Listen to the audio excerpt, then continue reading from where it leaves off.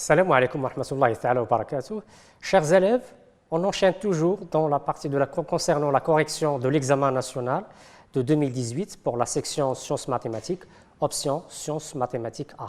Rappelez-vous, on a déjà corrigé la première partie portant sur la restitution des connaissances et le premier exercice de la deuxième partie portant sur les raisonnements scientifiques et la communication écrite et graphique portant concernant la session normale. Maintenant, on va entamer la session de rattrapage et on va commencer par la première partie. Notons ici que la première partie porte des questions en relation avec l'unité de la transmission de l'information génétique à travers la reproduction sexuelle, la génétique humaine. Et on commence par la première question. Ce qui est demandé, répondez sur votre feuille de rédaction aux questions suivantes. Toujours une question de définition. Définissez les deux termes suivants, la fécondation, l'hybridation. Rappelez-vous, donc pour répondre, ce qui est demandé donc, en définissant, en donnant une définition brève qui détermine, on parle de quoi? La fécondation, comme vous le savez déjà, donc c'est l'union, phénomène au cours duquel deux gamètes haploïdes, mâle et femelle, fusionnent, donnant ainsi un œuf diploïde. On dit autrement l'union de deux gamètes et la fusion de leur noyau pour donner une cellule œuf diploïde. Deuxième terme, c'est l'hybridation. On a vu l'hybridation lorsqu'on a parlé de transmission des caractères héréditaires. On a parlé dans le cas de monohybridisme et de deux-hybridisme, c'est-à-dire c'est la transmission des caractères, le croisement des individus qui diffèrent par des croisements de deux individus génétiquement différents dans le but d'obtenir une descendance ayant les caractères héréditaires des deux parents. On a distingué entre le monohybridisme et le dihybridisme. Maintenant, passons à la deuxième question. Citez deux rôles de la méiose dans la transmission de l'information génétique lors de la reproduction sexuelle. Et comme vous le savez, la méiose, comme phénomène biologique qui se déroule lors de la reproduction sexuelle, assure le passage de deux N à N chromosomes. Il permet la réduction chromatique, mais aussi il y a des phénomènes qui se déroulent. Par exemple, les brassages intrachromosomiques, c'est le crossing over qui se déroule prophase 1, et aussi les brassages interchromosomiques lors de l'anaphase 1, et ensuite réduction chromatique de 2N à N chromosomes, brassage interchromosomique des allèles aboutissant à l'apparition de nouvelles combinaisons génétiques, brassage intrachromosomique des allèles aboutissant à l'apparition de nouvelles combinaisons génétiques. Donc ça concernant la deuxième question. Maintenant, passons à la question suivante. Qu'est-ce qu'il dit? Citez deux rôles de la méiose dans la transmission. Donc, on a déjà répondu à ça. Donc, citez l'énoncé de la troisième loi de Mendel. Et rappelez-vous, qu'est-ce qu'il dit? La troisième loi. Donc, la première loi, c'est on a dit qu'il donne une génération F1 qui est homogène.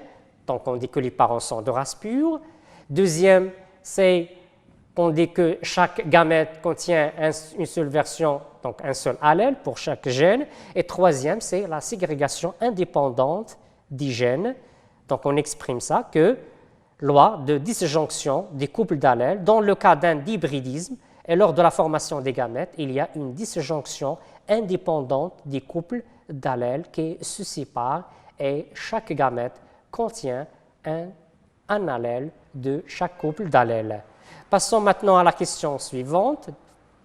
Pour chacune des données numérotées de 1 à 4, il y a une seule suggestion correcte. Recopiez sur votre feuille de production les couples ci-dessus et adressez à chaque numéro la lettre qui correspond à la suggestion correcte.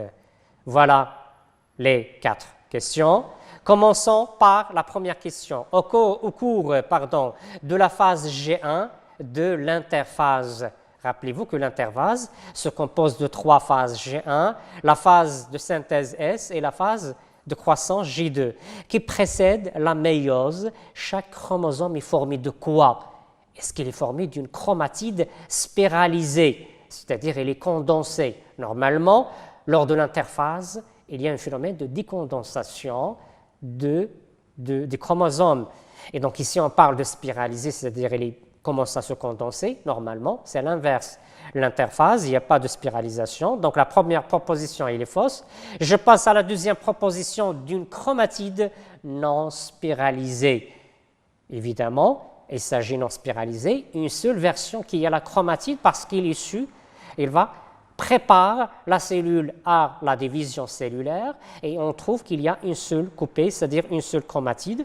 Donc, effectivement ici, B, il est vrai. Donc, on garde la deuxième proposition, on vérifie les autres pour les éliminer. C'est de deux chromatides non spiralisées. Normalement, le chromosome il est formé seulement d'une chromatide parce qu'il vient après G1, la phase S. Et la phase S, il y a la duplication de deux chromatides spiralisées, bien évidemment non. Donc la seule proposition, c'est d'une chromatide non spiralisée. Et donc on met la lettre B devant 1. Passons à la question suivante. Chez une cellule mère contenant 2 Q d'ADN, au cours de l'anaphase 1 de la méiose, la quantité d'ADN passe de combien? Normalement, avant la méiose, la cellule, elle est dans le cas de l'interphase, où il y a la quantité d'ADN, elle est indiquée en 4 Q, et normalement, la division, donc la première division réductionnelle, permet le passage de 4 Q à 2 Q. Voyons quelles sont les propositions pour répondre à cette question.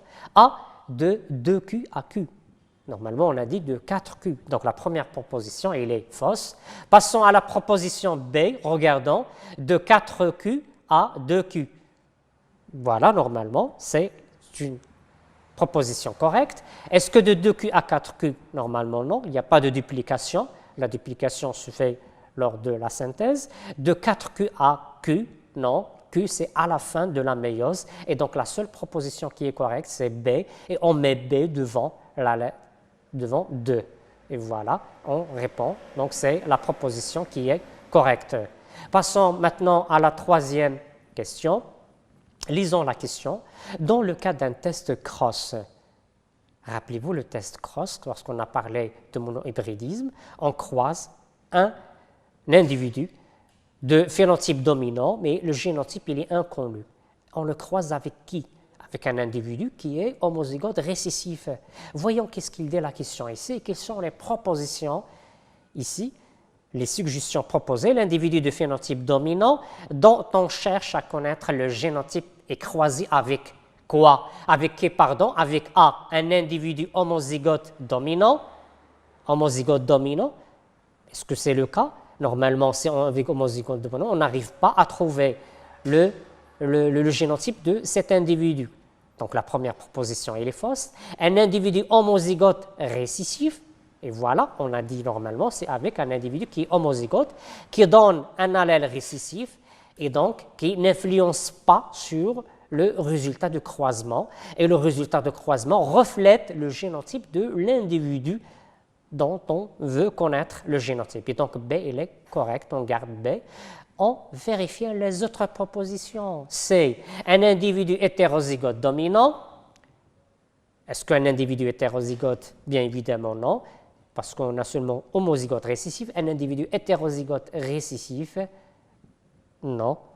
Normalement, hétérozygote va donner dominant, donc normalement. Et donc, la seule proposition qui est correcte, c'est la proposition B, et je mets B devant 3. Et voilà, je passe à la quatrième question. Lisons la question. Dans le cas de deux gènes liés, à l'issue d'un test cross, on obtient une génération composée de combien? Ici, d'un test cross ou d'un back cross, il permet de vérifier. Donc, test cross, rappelez-vous, entre un individu hybride pour les deux gènes avec un individu qui est homozygote récessif, un individu de phénotype récessif pour les deux gènes. Mais ici, on parle dans le cas de deux gènes liés. Qu'est-ce qu'on obtient? Rappelez-vous, on a deux cas, soit le cas de gènes indépendants. Deux gènes indépendants, on obtient 4 phénotypes de même proportion, de proportion égale, soit le cas de deux gènes liés, on obtient 4 phénotypes de grandes proportions, de proportions élevées, et 2 de faibles proportions, soit seulement 2 de phénotypes à proportion égale lorsqu'il n'y a pas de croisine-œuvre, dans certains cas. Donc, lisons maintenant les propositions. Qu'est-ce qu'ils ont proposé? Commençons par la première proposition A. Phénotypes parentaux et de phénotypes recombinés à proportion égale. Est-ce qu'ils ont les mêmes proportions? Donc, évidemment, non. C'est dans le cas où ils sont indépendants. Donc, A, il est fausse. B, phénotypes recombinés en proportion supérieure à celle des phénotypes parentaux. Recombinés en proportion supérieure, alors que les recombinés sont toujours de proposition inférieure faible, parce qu'ils résultent de quoi? De croisine-over d'un phénomène, et alors dans la proportion, donc il est variable selon la distance entre les deux gènes. Je passe à la troisième proposition, c'est phénotypes recombinés en proportion inférieure à celle des phénotypes parentaux. Eh bien, recombinés faibles par rapport au pourcentage de proportion de phénotypes parentaux, et donc c'est une proposition correcte, justification correcte. On garde C et on passe à D, 100% de phénotypes recombinés. Non, bien évidemment. Donc, on n'obtient pas 100%, donc des faibles proportions pour le combiner par rapport aux parentaux. Et donc, la seule proposition qui est correcte, c'est C. Et on met comme réponse pour la quatrième question devant 4, C. Donc, notons bien, il faut bien lire les questions pour répondre correctement. Passons à la troisième question. Le tableau ci-dessous comporte deux groupes. Le groupe 1 présente les modifications que connaissent le nombre et l'aspect du chromosome, alors que le groupe 2 présente quelques phases au cours desquelles ont lieu ces modifications. La question recoupée sur votre feuille de rédaction, les couples ci-dessous y adressés à chaque numéro du groupe 1, la lettre qui lui correspond du groupe 2. Donc nous lions, donc il faut faire établir, pour établir les liens entre groupe 1 et groupe 2, chaque élément du groupe 1 avec son correspondant au groupe 2. Commençons par le premier élément du groupe 1. Qu'est-ce qu'il dit? Des paires de chromosomes homologues individualisés se forment de tétrades.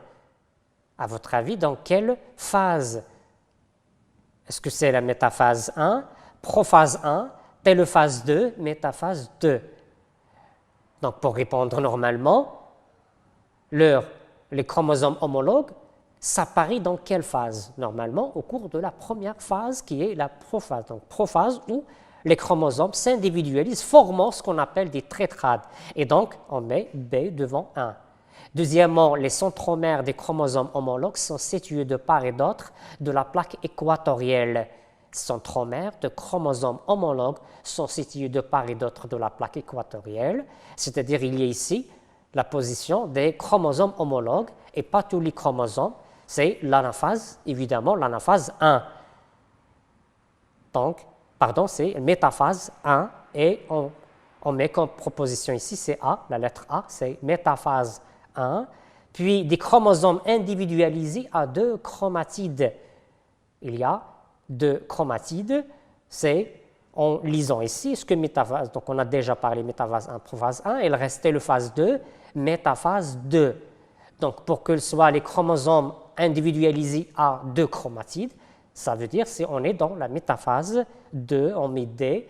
Et quatrièmement, des chromosomes non homologues à une seule chromatide, c'est-à-dire après clivage de centromère et séparation des deux chromatides, c'est-à-dire dans le cas de télophase, c'est la fin de méiose qui est la télophase 2. Et on note devant 4, C. Et voilà, on arrive à répondre à toutes les questions de la première partie portant sur la restitution des connaissances. Toujours en se référant au cours et bien en respectant la consigne. Maintenant, on passe à la deuxième partie portant sur raisonnement scientifique et communication écrite graphique. Elle est composée de 3 exercices. Premier exercice portant, donc exercice lié à l'unité de la transmission de l'information génétique à travers la reproduction sexuelle, la génétique humaine. Deuxième, noté sur 5 points portant sur, c'est ici portant sur l'étude quantitative de la variation. comme deuxième exercice. Et troisième exercice, bien évidemment, elle est en relation avec la génétique de population, une partie qui était éliminée, vu les conditions pour cette année. Donc, la partie de génétique de population ne fait pas partie du programme de sciences de la vie de la Terre et ne fait pas partie de l'examen national. On commence par le premier exercice. On lit l'énoncé de l'exercice. C'est important pour situer, pour se repérer le problème, pour identifier le problème et l'objectif pour mettre en évidence le rôle de la méiose et de la fécondation dans le maintien de la stabilité du karyotype formule chromosomique et dans la diversité des phénotypes au cours des générations, ainsi que l'étude du mode de transmission de quelques maladies héréditaires chez l'homme. On propose les données suivantes. Qu'est-ce qu'elle propose? Donc, l'objectif, c'est mettre en évidence quoi? C'est pour mettre en évidence le rôle de la méiose et de la fécondation dans le maintien de la stabilité de karyotype. On parle ici dans la formation du cycle et le déroulement du cycle de développement au cours des générations, ainsi que l'étude de mode de transmission de quelques maladies héréditaires. Donc, bien évidemment, on attend des questions portant sur la construction du cycle de développement et sur la transmission des caractères héréditaires, c'est-à-dire les lois statistiques. Rappelez-vous ce que vous avez vu dans le cours. On propose les données suivantes. Premièrement, le cycle de développement chez l'homme, document 1, connaît l'alternance de deux phénomènes. La méiose responsable de la formation des gamètes, mâles spermatozoïdes, et aux femelles, les ovocytes que vous voyez, et la fécondation responsable de la formation d'un œuf, ou ce qu'on appelle zygote. Cet œuf subit une succession de métoses pour donner un nouvel individu. Ce qui est demandé, déterminer la formule chromosomique des cellules A, B et C. Deuxièmement, réaliser le cycle chromosomique de l'homme et déterminer son type. Déterminer la formule chromosomique des cellules A, B et C. Regardons la cellule A, la cellule B et la cellule C. Les cellules A et B sont issues de quoi? Notons bien ici que sont des gamètes mâles aux femelles spermatozoïdes ou ovocytes issus du phénomène de la méiose. Et rappelez-vous que la méiose permet la réduction chromatique, elle assure le passage d'une formule chromosomique diploïde à une formule chromosomique haploïde. Et donc évidemment, ces cellules, ces gamètes ont une formule chromosomique diploïde, sont haploïdes parce qu'ils sont issus de la méiose.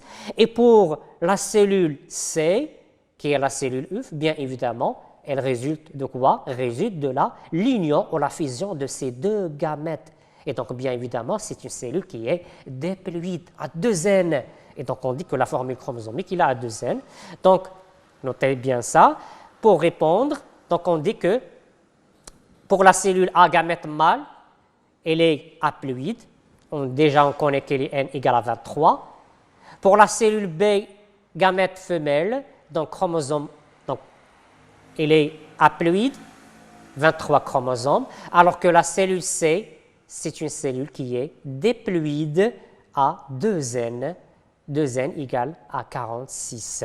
Ça concernant les déterminations des formules chromosomiques. Maintenant, passons à la deuxième question. Qu'est-ce qu'il dit la question?